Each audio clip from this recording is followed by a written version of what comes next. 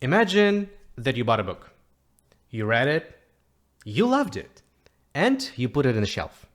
Then, 5 years later, the publisher breaks into your house, picks up this book, and burns it. FBI, open up! And they tell you they have the whole right to do so because they wrote it. Sounds like a scam, right? Well, in the world of video games, it isn't a scam. It's a business model. For years, gaming corporations like Ubisoft were doing that. Until in 2024, the American YouTuber Ross Scott said, you know what? Enough is enough. We gamers are fed up with that, and we're going to do something about it. And he started the movement, Stop Killing Games. And 2 years later, they are in the European Parliament fighting for the gamers' rights against this unfairness. My name is Nikita. This is Influence Lab, where we're analyzing how different politicians, entrepreneurs, celebrities influence and persuade others. And today, we're going to witness how American gamers will be using rhetoric and persuasion skills in order to change the legislation and show big corporations like Ubisoft and Blizzard their place. Let's go right into the briefing. Let me give you a little bit of a context here so you will understand actually what's going on. So the movement that I was talking about, it's called Stop Killing Games. If we go to their website, we will see their slogan is that they kill games, we fight back. Publishers are permanently destroying the video games you've paid for. An increasing number of games are sold as goods, but designed to be completely unplayable for everyone as soon as support ends.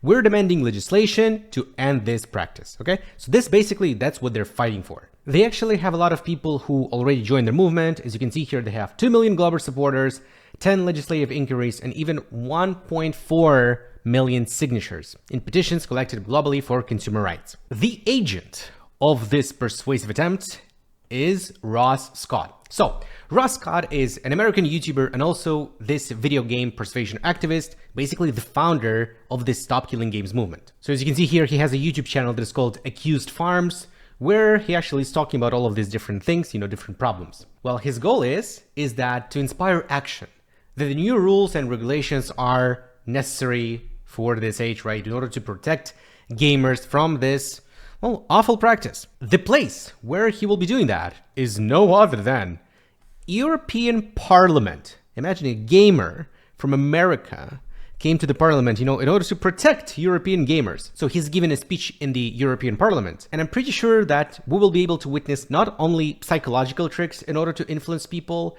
but also classical rhetoric. To give you a little bit of a context here is that long time ago, like something around 2,000 years ago, there was a guy, his name was Aristotle, and he was the first one who was developing actually some structure, some discipline, how to influence and persuade others. And he was doing that because he was persuading others on stage. So rhetoric as a discipline was specifically designed on how to persuade others when you're in court, if there is some sort of a political discussion, etc. And he even wrote a book that is called Rhetoric. And yes, now there are other different ways how you can influence and persuade others, but I'm pretty sure that here we will actually witness specifically classical rhetoric in action.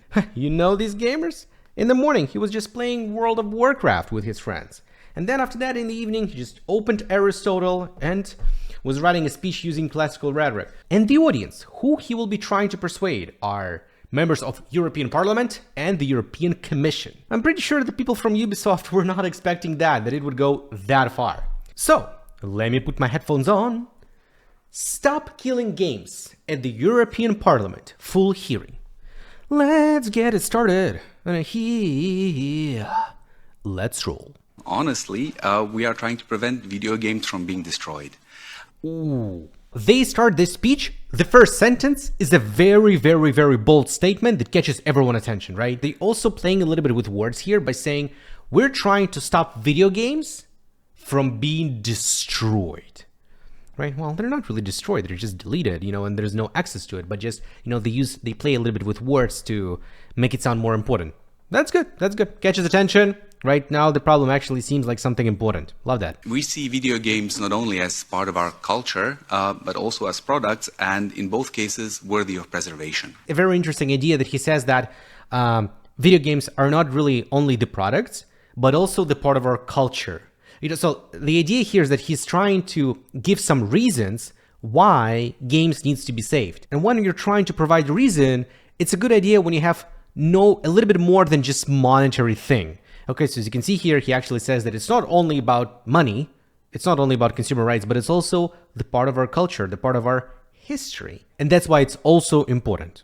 Okay. But unfortunately, the practices in the video games industry are hindering both of these and threatening video games as a medium. What we hope to achieve today for you is to explain the problem, what we have done to try to fix it at least, and why we believe new regulation or new rules are necessary.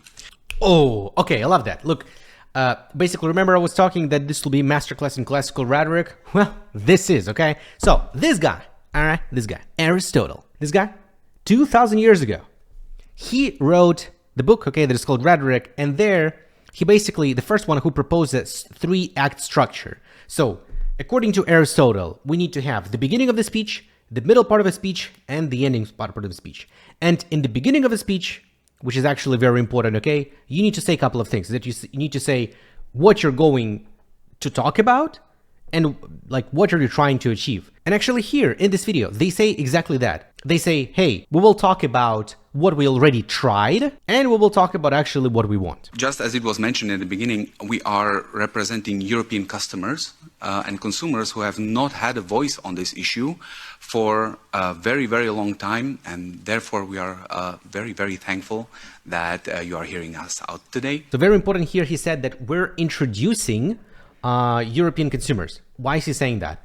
Look, very important to keep that in mind. Remember that Ross Scott, so the guy who will be delivering the speech, so this guy is actually American. So American person came to European Parliament and will be talking, right? So why do we need to listen to American gamer? And they're actually addressing this point here. They're saying, hey, look, here we are on the behalf of European customers, right? So we're representing other people. Also, this thing actually creates social proof. That it's not only that these two guys think that this is important, but also other people, like EU consumers, also thinks this way. And I would say that we could start with the slide deck, and I would then hand over to my colleague, Ross Scott. Hello, I am the founder of the... Okay, here's the start of the day. So, full focus, listening to what he has to say. Stop Killing Games consumer movement, which has many shared goals with the initiative.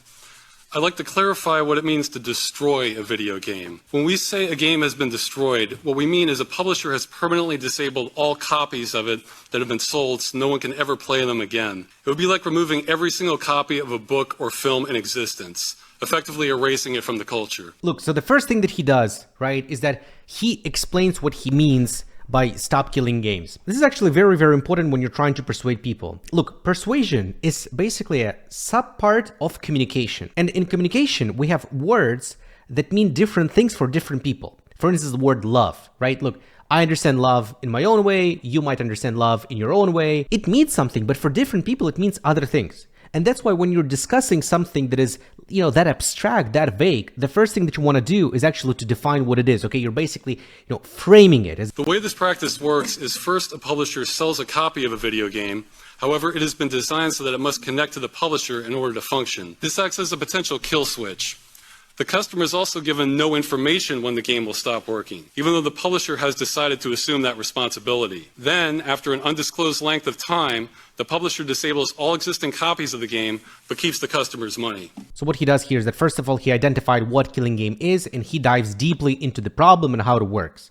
Okay, in a speeches like that, is you usually start with the problem, right? It's like, what is the reason that you came there, right? You start with the problem, you describe the problem that everyone would understand, and then he will basically be providing solution like what to do specifically. Besides destroying the game, this practice is also subverting customer expectations. Oh, here's actually also a very, very interesting moment that he dives into the problem, right? Like, hey, stop killing games. And he provides not only one reason that this is bad, that, hey, you know, this kills the game, but the second problem why this is bad is that this is customer expectations, okay? At this point, when you're making a statement, you need to explain why this is important. And as you can see here, so he basically makes a statement, right? Is that stop killing games, right? And then first of all, he says, hey, it destroys the culture. Then the second reason why this is bad is that this is bad for customer experience, right? Is that it's not only one reason that this is bad, but this is another one. It's called layered argumentation, where instead of providing one reason, you're providing multiple reasons. And that's why your claim, your problem actually sounds more important. Most video games can work indefinitely, which has been the customer standard for half a century, including ones that connect to the internet. Alternately, a small number of video games operate as subscription services, but those inform the customer exactly when their access ends at the time of payment. The games we're referring to do no such thing. What this means is customers have no real protections when they buy games like these. They are unable to keep them, and they are not informed when they will end. This behavior would be outrageous in other industries. If you bought a book in a store, the publisher cannot come into your home and take back your book at will. Here, Ross Scott is trying to make his point and explain things in a way that is easier to understand using analogy. Look, when we're talking about video games, right? Remember, people who are in the parliament, people who are listening, they might not really know like about video games and what's actually going on there, right? And that's why it's very, very important to communicate information in a way that they would really easily understand and comprehend. And what Ross Scott does here, he actually uses analogy to do that, is that he explains something that people don't understand, people have no clue about, just compares it to something people already understand, people have clue about, right? And he says, hey, like this is basically like buying a book and then the publisher just destroyed that. Because if he just starts talking about video games in a way that, hey, you know, there is a Steam, this big online shop, and then you buy the game there and then the publisher restricts access to this game, like lots of people would not understand what he's talking about. But basically he just makes it very easy to understand is that, hey, you bought a game and you cannot play it. It's like you bought a book and then you cannot read the book. Like, what the fuck? So if there is some concept that is really hard to understand and you can find a good analogy, just use it. You will sound way more persuasive. That's a good point. I love that. The legality is also unsettled. Earlier, members of parliament assisted us in asking questions to the EU Commission about how legal the terms and game license agreements were, especially being able to terminate them at any time for any reason. The Commission stated Directive 9313 EEC prohibits unfair terms causing a significant imbalance in the parties' rights and obligations to the detriment of consumers. Ooh, I love that. Look, remember I was talking about that he provides multiple arguments why this is bad and why, you know, it shouldn't be that way, right? He provides a third argument here, right? He's like, hey, this is bad for the culture. This is bad for consumer experience. And you know, the next thing is that this is illegal, okay? And you know what's important is that also why this is actually really, really well done is that when you're inventing arguments, so inventing arguments that you coming up in the arguments like why this is important, okay? You cannot really list all of them. You just need to pick something that is most important. And basically he picks 3 and because this is a speech, people are listening, right? By the time he comes to the third argument, people might already have forgotten the first 2. And that's why the order of the arguments also matters. And basically you want to finish with the strongest argument that you have. And that's why he's like, yeah, you know, this is bad for the culture. Yeah, well, this is bad for commerce. But you know what's the most important part? Is that this is illegal. So why this is so great is that he's not only provides 3 reasons why we need to stop killing games, but he also structures the arguments in a way that the most effective one, the strongest one is at the end.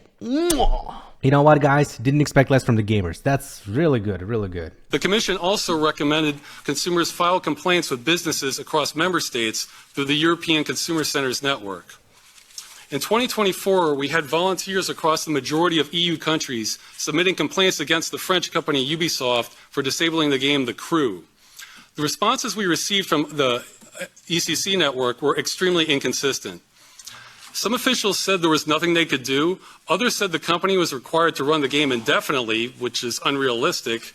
But the majority stated there was no clear regulation on this practice. Here, actually, what he does is called two-sided persuasion. So, look, remember he explains here the statement, right? That stop killing games, there are 3 reasons. Now, the first thing that, you know, these people in the parliament might say, well, you know, have you actually tried it to solve it without asking us, you know, to interfere? And he actually said that here, right? He actually said that, yeah, you know, we tried, we referred to those people, we talked, but there's no way, you know, they said, hey, there's no way what we can do. By doing that, he basically just reflects all of the possible counter-arguments that can come up. We were independently able to get thousands of complaints submitted to consumer agencies in France and Germany, but there still has been no decision on them on the legality either. To the best of our knowledge, no one in the EU has ever been compensated for this and hundreds of other titles. Good. Couple of things I want to say. First of all, what I want to say is that he adjusts his speech specifically for European Committee. Remember, Ross Scott, guy from America, okay, lives very, very far away. And that's why if he just started talking, hey, you know, we talked to people in Canada, we talked to people in America, like this European Committee would just say, hey, you know what? Not a problem. But American, you know, who comes to European Parliament, he just starts talking, hey, look, this is important. We talk to people in Germany, we talk to people in France, right? We talk to people in European Union. And this is really a problem, really the problem of European Union, number one. And the next thing that he does here that I also really, really love is that look at this chart, look at this visual persuasion. Is that right? So this is the slide those people will see, right, who are in the parliament, is that he says, hey, it's not only that the problem of one game, there is a lot of games. And visually, he actually points out, see, like, this is actually like very clear to understand that this is games. And here he actually points out, like, see how many of them games are there. Go check it out. So this also makes the problem bigger. He basically says that it's not only like one game, but there's like a lot of them. And that's great. This is great. I really love that. Really love that. In short, governments in EU countries are not sure how to handle this situation, and customers are overwhelmingly not being compensated for the loss of their purchases. It is an ideal situation for clear regulation. Now he basically finished this block, the problem block. He says, hey, here's a statement, stop killing games. Reason number 1, reason number 2, reason number 3, while possible counter-argument deflected, makes a conclusion, right? That yes, this is the problem.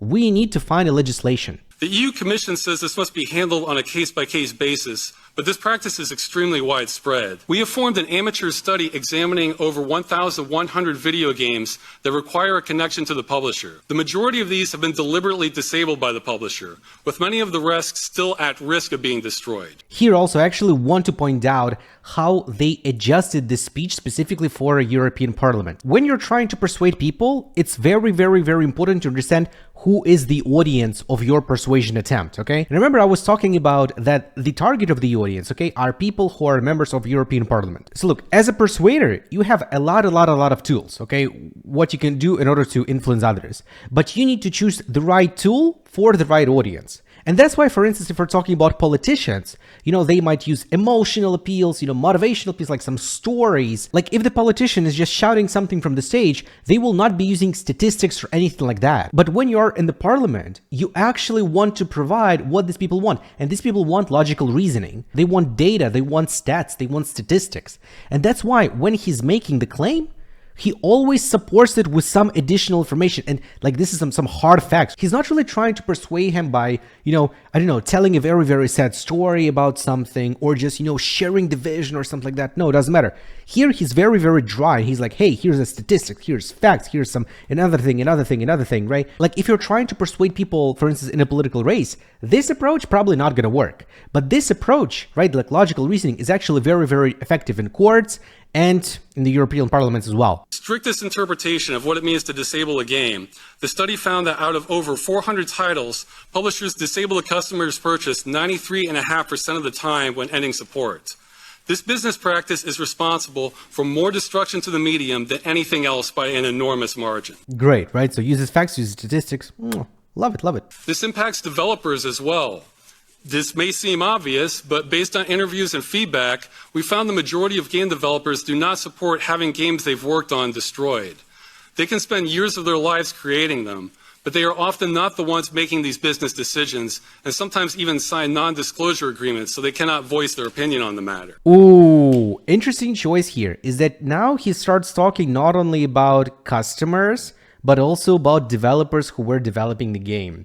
That's actually a very, very interesting choice because in the persuasion, we're doing this thing that is called actor analysis. So basically actor analysis, what is this? Is that when you're trying to persuade people in something, you need to think about every possible group of people that is involved and what is important for them. And he's like, who's suffering? First group of people that's suffering is regular people, regular customers. While second group that is suffering is also developers. So by adding this in his speech, he's trying to say that it's not only one group of people that suffers, but also other group of people. I understand the idea why they're doing it, because if it's a political speech and you're trying to persuade, the audience, you can say, hey, we need to have free healthcare. First of all, what's important are kids. Kids will get great healthcare because they're just growing, developing, they need free healthcare. Other group of people who will also benefit are elderly people. You're basically persuading people that this is a good idea by inflicting different actors, like different groups. It's like, more and more groups of people will be in the winning position. And that's actually what they're doing here by saying not only customers, but developers. The main point I hope that does not get lost in this hearing is this initiative welcomes any solution that will solve the problem of video games being destroyed on this scale. We want this to be as easy and as practical as possible for all parties involved and are very open to how that is achieved. We are not even asking publishers to change their business or monetization models, only that once they end support, they do so in a responsible way.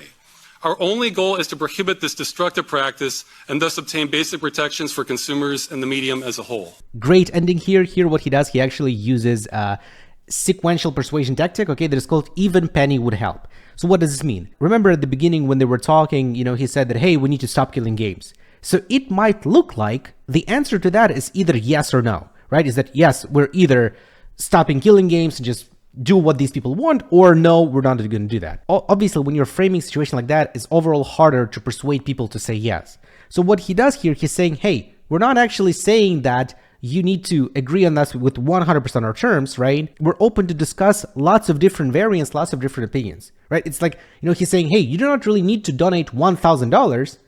Even if you donate 10, it would be great. Because if that is actually harder to say no, he basically puts them in the position that it's not about yes or no.